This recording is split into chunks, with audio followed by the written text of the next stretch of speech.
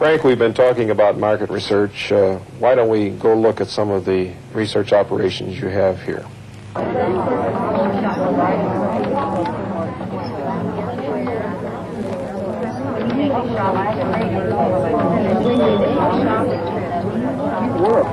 Shopping center developer or in the retail business.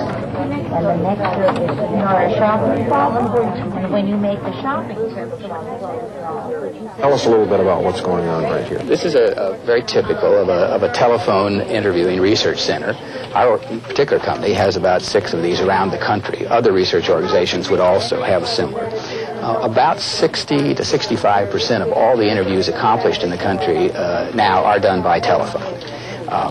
It's an efficient way to reach a large organization, a large market, and it gives us the ability that this interviewer in back of me can be calling the Bronx in New York on one call, and the next call to a ranch in Montana, to Texas, so forth. So it gives us a sampling pattern that's good. We can cover the whole country.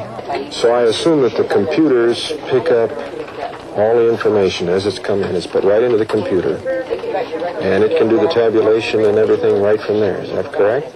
As a matter of fact, we have a telephone management system here, wherein that the calls and the interviewer, for example, if it was busy, that number will reappear at a set time X minutes later. Or if we want to make arrangements to call someone back on a particular subject, we can enter in the time that we are to call back. The computer keeps track of that in local time for the computer, for the customer or the consumer. You see, we have a cardinal rule in our particular company that we never call anybody before 9 a.m. in the morning or after 9 p.m. at night. But as we move across the country, from this location, we can be calling later into California, or from our Phoenix office, we could be calling earlier at the local time, but back. And it keeps track so that we will call the person at the right time for their schedule. Sure. How do you find the numbers that you call? Do you do this yourself, or where does it come from? Our particular firm buys all our sample from a very fine company out of Connecticut that, believe it or not, specializes just in developing telephone samples. They have, in essence, all the telephone numbers in the country listed, and they can provide the numbers by geographic or political districts. They can provide samples that might be representative of a particular zip code. So those are the kinds of samples that we would buy from this firm. And most numbers, by the way, are not picked by name. It's very rare that we are calling somebody and saying, "Hello, Mrs. Jones." In order to make it random and a good sample, the computer makes up the numbers. I see. In effect, all you have to know in this country is that there are so many area codes. Within the area codes, there are so many exchanges. And from there on, it's either 0000 or 9999. And the chances in between those, we let the computer make up those numbers. So any of us could get a phone call from one of these people. What kind of responses do you get? Are people usually willing to cooperate? The great majority are. I will confess that we do have an education problem with a small percent of the public, so that they understand that we don't mean to call when they're just sitting down to dinner. And in fact, we of course would excuse ourselves and call back at a particular time if it's not convenient. But most people are cooperative. Those that we're trying to convince them, or let them know, really, that the interview's in the long range for their benefit. What other kinds of interview research does Walker do? Door-to-door interviewing. A great deal of interviewing today is done in shopping malls. Our organization has about 6 offices around the country that are located in shopping malls, and many other research companies would have operations that would be similar. And this is where people, as they walk down the mall, are intercepted. We've all had that happen. Yes, and they might cover any number of subjects. In those, we're not necessarily looking for a representative sample, because obviously all the people are basically in one area and located in a small regional area. But we might be looking, for example, fathers of children who are in the bicycle riding age, and we would want to show them a series of bicycles and what they look for. Women who are interested in a particular type of hair product, and then be asked to take a product home, and then we would call them back and see what their response to was. Frank, we've been kind of listening to the mumbling in the background and watching these people at work. Could we listen in on one of those calls? I was afraid you were going to ask. It's one of our rules of our industry, and we are in business to protect our clients' interest, among other things, and so we don't permit any outsiders to listen to actual interviewers. But we do have several interviewers going through training with a training interview or a training questionnaire, and we could listen to those. Hello, this is Karen Higgins with Walker Research, a national marketing research firm. Today we're conducting a survey on shopping habits and would like to include your opinions. Do you work for any shopping center developer or any retail business? When you make a shopping trip to an enclosed mall, would you say that you usually browse in stores and spend nothing, shop for small purchases totaling less than $25, or shop for larger purchases totaling more than $25? And when you do major shopping for your household, at which shopping center are you most likely to shop? The next door is North Shopping Plaza. What radio stations do you listen to? The next door is Keystone at the Crossing. And the next door is Eastgate Consumer Mall. The next door is J.C. Penney. Next door is Liquors. The next door is Kmart.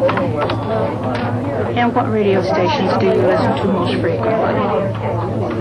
Any others or not, ma'am? And which newspapers do you read regularly? What was the last grade of formal education that you completed? What is your family's approximate annual income? That is it under $15,000? $15,000 to $24,900, $25,000 to $39,900, $40,000 and over. And are there any things that you feel can be improved regarding Castleton Square Mall? And what are these improvements? And what is your zip code? May I have the correct spelling of your last name and your husband's first initial? I have just a few final questions to help us group your answers with others who may be somewhat like you. Which of the following categories best represents your age? Under 18, 18 to 34, 35 to 49, 50 to 65, or over 65? I would like to verify that your phone number is 545-5174. I would like to thank you on behalf of Walker Research for participating in this marketing research study. I hope you enjoyed this interview. Your opinion counts. Thank you very much. Frank, this is obviously the tabulating area. Tell me what's going on, particularly when we were watching those computers down here. Now we see people kind of doing it by hand. But how does that jive? Jack, this is what we call our coding department, where we're sitting right now in the tabulation or computer center in back of us. This is the operation where we go through and, in a sense, interpret what we call the open-end response. When people talk to us and answer questions such as, why did you like that product, or how do you feel about that, or why did you want that to happen? These people in the room here are interpreting those and turning those answers into numeric codes so that they can be tabulated and identified by various market segments. This is the central point for all our tabulation operations all over the country. So regardless of whether it was a door-to-door study or in a shopping mall in Florida or in a school in Phoenix, it all comes here to be interpreted and processed. Do they have a pretty good understanding about what a particular project might be so that they can do a better job of that? Yes, and that's something I think we probably learned the hard way many years ago, in that we thought that perhaps coding was just a step, an interpreting step. And it is important that they, for example, if they're asked to code answers about a particular test product, it's helpful to see that product. Or if we're talking about an ad, they should be able to see the ad. It's very important and very helpful. Do you get into much what we would call comparative kind of studies and for either advertising or for products, or yes, well, people rank or this kind of thing? Different methodologies and different types of studies require certainly a simple paired comparison is a very typical way of testing things. Most of us can't always say just in a singular version how we rate something, although that's done. It's easier oftentimes for us to say we like this better or not as well as something else. So the paired comparison. And it's particularly important when you think about it with, may say, new products. If we're introducing a new product, there may be a standard in a sense that we can compare to. It might be competition.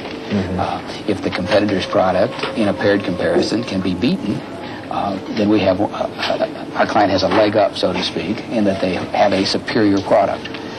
It still doesn't mean they may be successful because people have their images of the product. Advertising has to get through. But a cardinal rule in the marketing concept is superior product. Superior product.